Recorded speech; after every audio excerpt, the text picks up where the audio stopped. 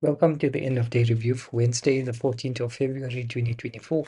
Starting off with the economic calendar, there are two red folder news events, the most significant of which was CPI year-on-year for the GBP. As we can see, it was negative, thus supporting any short trading positions for today. And that's precisely what happened as we jump into the charts right now. So starting off from the daily, what we can see is that we have that confirmed bearish trend that was validated sometime last week. And then in terms of consecutive daily candles, there aren't really any to suggest that we should trade one direction or the other. So we'll go to the 4 hour and interpret the order flow to make sense of why price is moving to the downside. In terms of the 4H, you can see that we had multiple body breaks validating the 4H bearish market structure, with the pro-trend move being to ultimately short.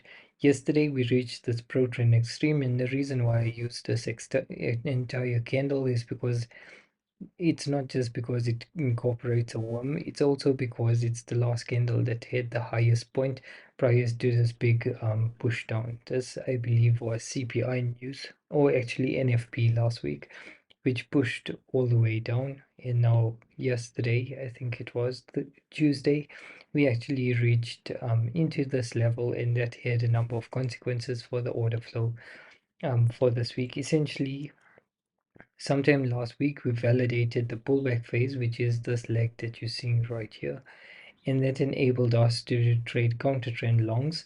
However, yesterday what happened is we actually reached the pro trend extreme, which meant that the pullback phase actually achieved its objective, and there wasn't really any reason to continue longs, especially after this pullback phase last point of supply had failed. As a result of that, we then for the purposes of today, we then pivoted our bias to realize that we can only short.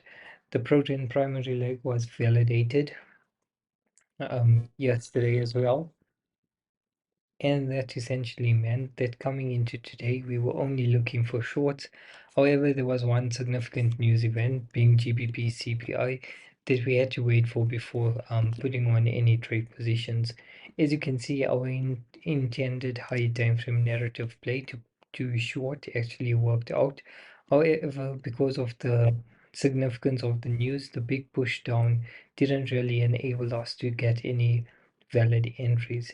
As you can see, at around this point, we reached the 70 to 80% level of the average daily range, which for February this far is about 90 pips. And as a result of that, it pretty much invalidates trying to catch any continuations later in the day, even if there may be some valid POIs situated in and around this area. There is a bit of a window of imbalance situated in here, which you could probably justify um, taking an entry around here in that window of imbalance, or this OB actually incorporates actually incorporates the 50%. However, your stop loss would have to be at the Asia high of the day, which is impracticable because I mean, a 50 pip stop loss is half of your daily range, which doesn't really make sense.